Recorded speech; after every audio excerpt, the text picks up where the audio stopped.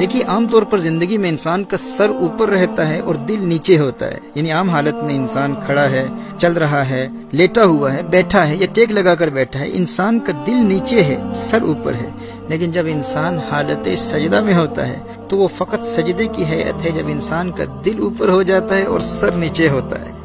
دیکھیے انسان کے جسم کے اشرف اعضاء کا تعلق انسان کے سر سے ہوتا ہے۔ انسان دماغ سے سوچتا ہے تو دماغ کا تعلق بھی سر سے ہے، زبان سے بولتا ہے تو زبان کا تعلق بھی سر سے، آنکھوں سے دیکھتا ہے آنکھوں کا تعلق بھی سر سے، ناک سے سونگھتا ہے ناک کا تعلق بھی سر سے، کانوں سے سنتا ہے تو کانوں کا تعلق بھی سر سے ہے، زبان سے چکھتا ہے زبان کا تعلق بھی سر سے ہے۔ جب انسان اپنے سر کے ساتھ ان تمام کو اللہ جل وعلا کی بارگاہ میں حالت سجدہ میں جھکا دیتا ہے تو اس وقت اللہ جل وعلا انسان کے دل کو بلندی عطا فرماتا ہے،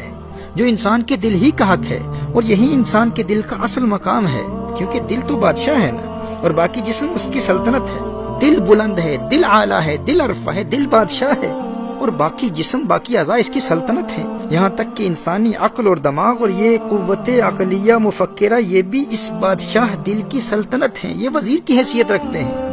جب حضرت انسان اپنی عقل سے اللہ جل وعلا کو سمجھ نہیں پاتا، اپنی آنکھوں سے اللہ جل وعلا کو دیکھ نہیں پاتا، اپنے کانوں سے اللہ کو سن نہیں پاتا، ناک سے سونگھ نہیں پاتا، زبان سے چکھ نہیں پاتا، اور بالآخر تھک ہار کر ان تمام اعضاء کو اس کے در پر جھکا کر یہ اعتراف کر رہا ہوتا ہے کہ مولا مجھے اپنی عقل و شعور اور اپنے علم و ادراک پر بہت ناز تھا، لیکن سب کچھ تیری بارگاہ میں گرا کر آج اپنی کمزوری کا اعتراف کرتا ہوں، تو اس وقت اللہ جل وعلا حضرت دل کو بلندی عطا فرماتے ہیں اور دل کو اس کے اصل مقام پر لا کر یہ پیغام دیتا ہے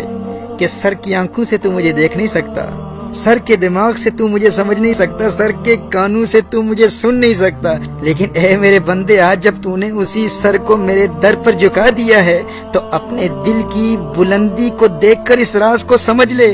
کہ تو مجھے اپنے ماتھے کی آنکھوں سے نہیں دیکھ سکتا لیکن دل کی آنکھوں سے دیکھ سکتا ہے، سر کے کانوں سے تو مجھے سن نہیں سکتا لیکن دل کے کانوں سے تو میرے کلام کو محسوس کر سکتا ہے، شرط یہ ہے کہ تیرا دل بلند رہے۔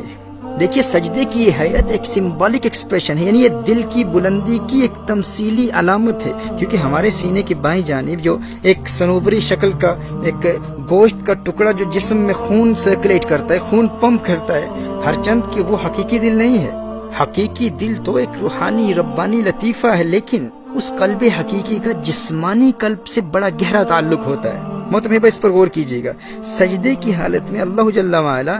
اس جسمانی دل کو بلند کر کے ہمیں یہ پیغام دیتا ہے کہ یہی حالت سجدہ ہے جس میں تیرا روحانی دل بھی بلندیوں میں پرواز کر رہا ہوتا ہے۔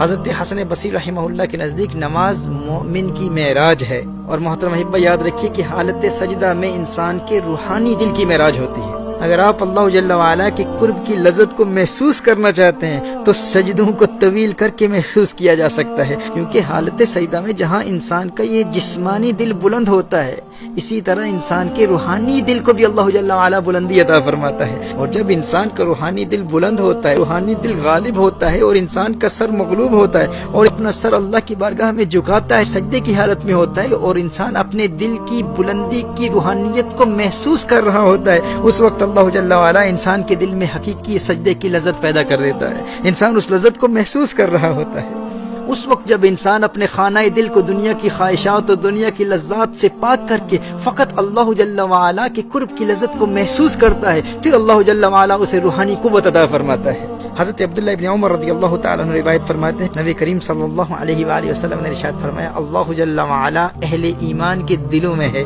اسی طرح ایک حدیث قدسی میں اللہ جل وعلا ارشاد فرماتا ہے کہ میں اپنے زمین و آسمان میں نہیں سماتا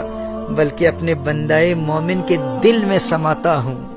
سبحان اللہ۔ محترم احبہ سوال یہ پیدا ہوتا ہے کہ وہ رب جو جسم و جسمانیات سے پاک ہے وہ انسان کے دل میں کیسے سما سکتا ہے؟ تو یاد رکھیے انسانی دل اللہ جل وعلا کے قرب کی لذت کو محسوس کرتا ہے، اور لذت کا یہ احساس حالت سجدہ میں درجہ کمال پر ہوتا ہے، کیونکہ سجدہ انسانی دل کو روحانی غلبہ عطا فرماتا ہے۔ اسی لیے تمام نماز میں حضوری قلب کے حصول کے لیے اور نماز میں لذت حاصل کرنے کے لیے، نماز میں خشوع و خضوع حاصل کرنے کے لیے سجدوں میں لذت حاصل کرنا ضروری ہے۔ سجدوں کو طویل کرتے ہوئے اللہ جل وعلا کی بارگاہ میں مناجات کے ذریعے اس کریم رب سے راز و نیاز کی باتیں کرتے ہوئے حالت سجدہ میں روحانی اور وجدانی کیفیات حاصل کرنا ضروری ہے، اور ان تمام روحانی کیفیات کو درجہ کمال تک پہنچانے کا ذریعہ سجدہ ہے۔ تھوڑی سی محنت کے ساتھ انسان حالت سجدہ میں ان لذات اور روحانی کیفیات کو محسوس کر سکتا ہے۔ اور نماز کا اصل مقصد ہی یہی ہے، نماز کا اصل مقصد اللہ جل وعلا کا قرب اور اللہ جل وعلا کی یاد ہے۔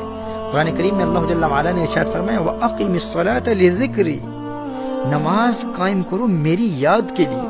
اب اگر تمام نماز میں انسان اپنے رب کی یاد کی لذت کو محسوس ہی نہ کرے تو محترم احباب فرض تو ادا ہو جائے گا لیکن حقیقی مقصد حاصل نہیں ہوگا۔ سنن النسائی کی حدیث ہے، میرے آقا صلی اللہ علیہ وآلہ وسلم نے ارشاد فرمایا بہت سے کھڑے ہونے والے ایسے ہیں کہ انہیں تھکاوٹ و مشقت کے سوا نماز میں کچھ حاصل نہیں ہوتا، کیونکہ وہ نماز میں اللہ جل وعلا کے قرب کی لذت کو محسوس کرنے کی کوشش ہی نہیں کرتے۔